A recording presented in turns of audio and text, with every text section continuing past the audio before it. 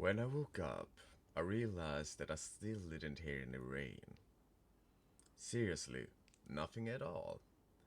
More confused than ever, I decided to see if the alerts has been called off. I turned on my phone and called my brother again. It went straight to voicemail, though, so I gave up. I decided to risk it and go upstairs. I had to squeeze between the door and the wall to keep my dogs from following me upstairs. But I won and they stayed in the basement. I walked through my kitchen to the front door and looked out the window part of it. As I squinted to see outside in the dark.